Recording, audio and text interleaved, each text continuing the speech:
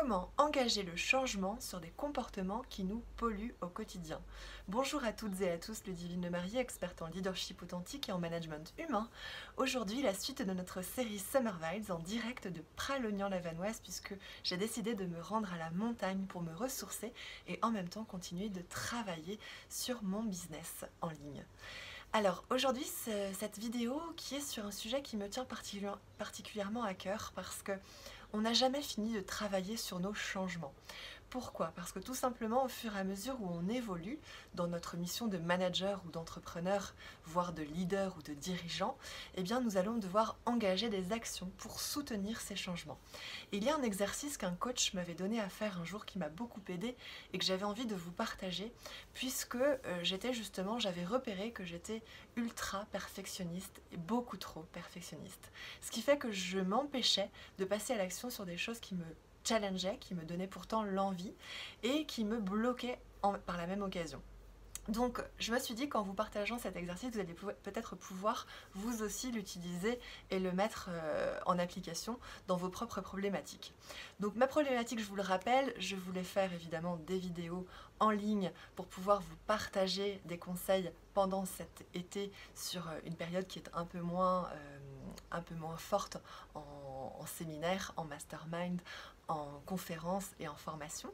Et finalement, je n'arrivais jamais à passer à l'action parce que je voulais que les vidéos soient parfaites, je voulais que le cadre soit parfait, je voulais que tout soit parfait. Je vous l'aviez vu, hein, je vous l'avais partagé notamment sur Facebook. Pour ceux qui ne l'avaient pas vu, allez voir la vidéo où je vous partage au naturel et sans maquillage ma problématique du moment.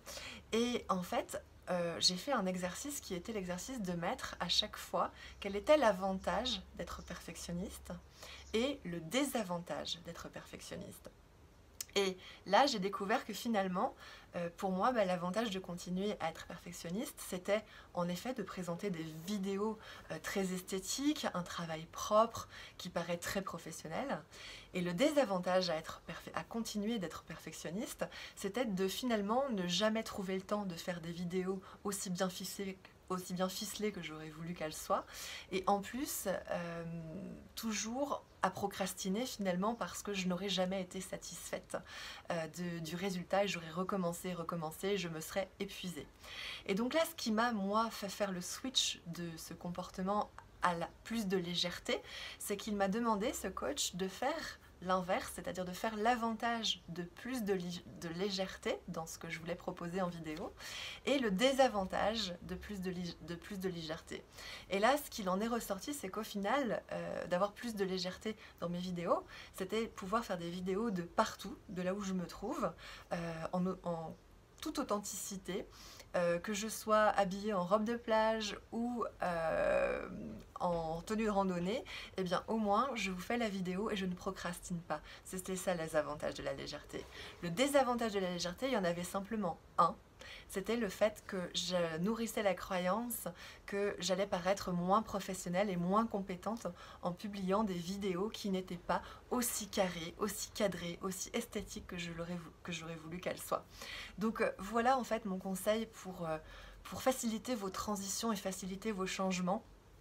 Sachez vous dire soit je reste comme je suis, et dans ces cas-là, je ne passe pas à l'action et parfois même, finalement, je me plains de mon triste sort, je me plains que les planètes ne sont pas alignées et je ne bouge pas.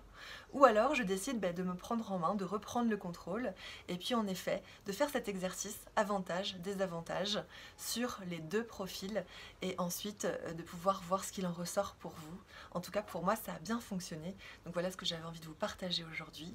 Je vous souhaite une excellente soirée ou journée si vous vous trouvez au Québec et je vous dis à tout bientôt.